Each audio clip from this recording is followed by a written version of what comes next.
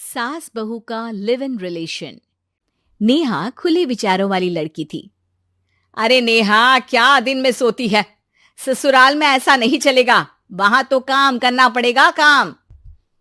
जितना काम होगा कर लूंगी माँ, पर अगर कोई ये कहे कि सारा आराम छोड़कर सिर्फ काम ही करना है तो ना भी ना, मुझे नहीं करनी शादी। अरे कैसी बात कर रही हो? अच्छा चलो जाकर नहा लो, मैं नाश्ता लगा देती हूँ, फिर तुम्हें कॉलेज भी तो जाना है। नेहा कॉलेज के लिए निकल जाती है। वो सोचने लगती है कि ससुराल में वो कैसे मैनेज करेगी। क्या हुआ नेहा, परेशान लग रही हो? अरे यार, तू तो मुझे जानती है ना, मुझे अपनी लाइफ बिल्कुल परफेक्ट चाहिए, लेकिन लग नहीं रहा लोग मानेंगे। यार, कहीं मेरी शादी ऐसे घर ना हो जाए जहां मेरी जिंदगी ही नरक हो जाए। अरे मैंने ना कल एक इंग्लिश फिल्म देखी थी, उसमें भी कुछ ऐसी ही समस्या थी हीरोइन की। अच्छा, तो फिर क्या किया उसने?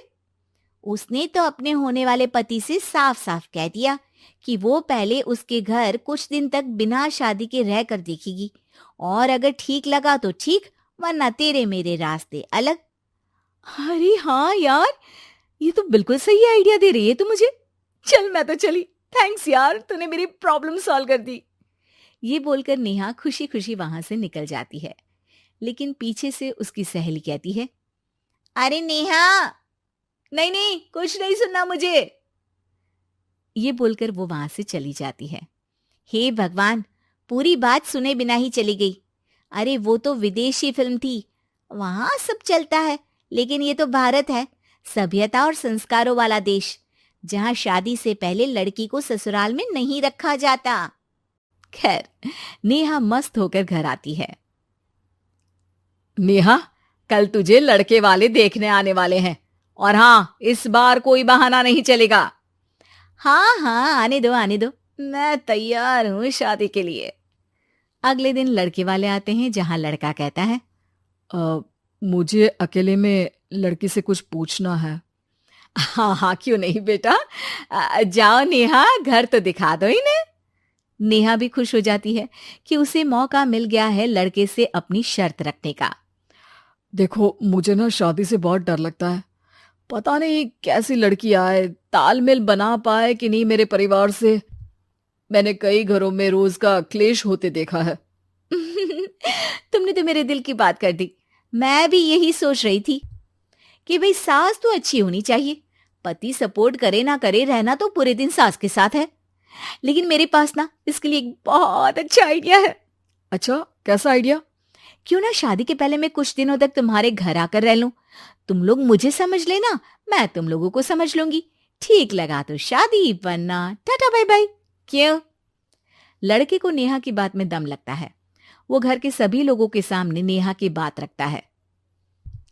अरे पागल हो गई है क्या? ये कैसी शर्त है? अरे शादी से पहले मैं क्यों तुझे किसी और के घर भेजूंगी रहने?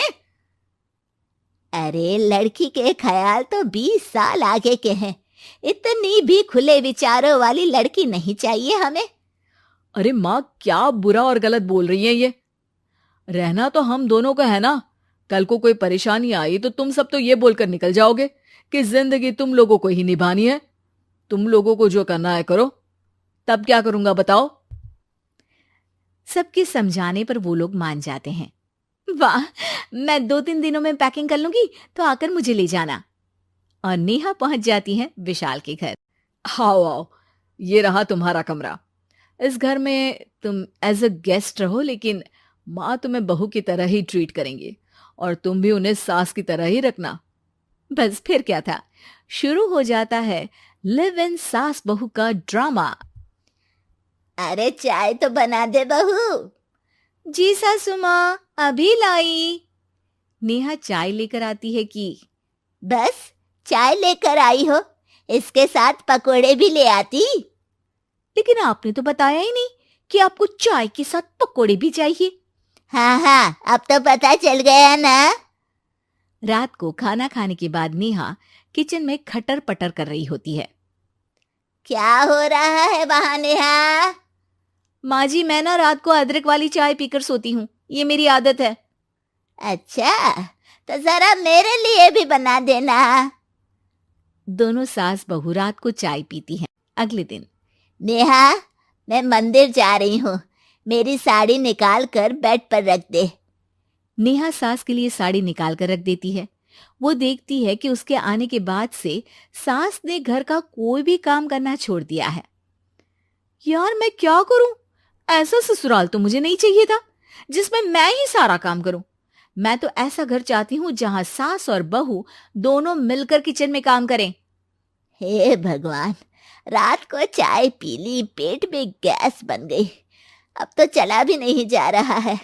मुझे तो ऐसी बहू चाहिए जो हेल्थ के प्रति कॉन्शियस हो, क्योंकि वो ठीक रहेगी तभी तो मैं ठीक रहूंगी।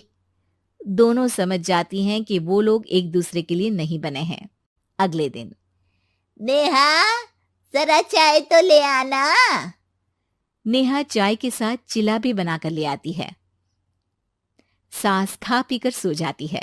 अगली सुबह, तेरी बुआ सास आ रही है, उसे मैंने तेरे बारे में बताया है। तभी वहां गंवार से एक महिला आ जाती है। चलो यहां से निकलो, कुछ नहीं है खाने के लिए, जाओ।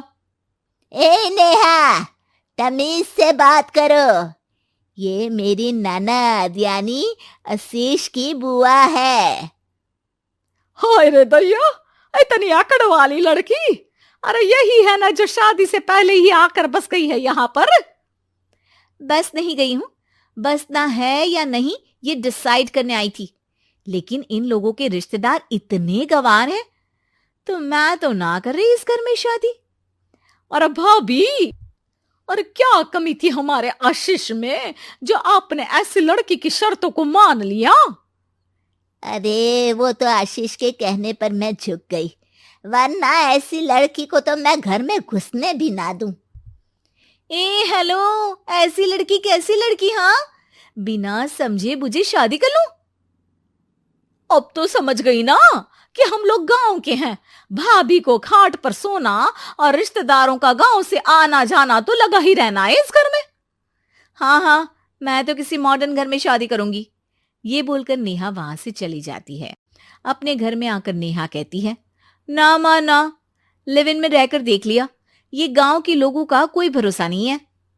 खैर, नेहा की शादी एक मॉडर्न घर में हो जाती है जहां सास कहती हैं, हे नेहा, मैं टेनिस खेलने जा रही हूं, आओ तो जूस बनाकर रखना, और हाँ, वॉलनट्स और ओट्स भी बना लेना। जी माँ। माँ मॉम बोलो डार्लिंग, माँ इज ओल्ड फैशन। बेचारी नेहा सर पर हाथ रख लेती है। हे भगवान, ये सास तो सास ही होती है, गांव की हो या शहर की।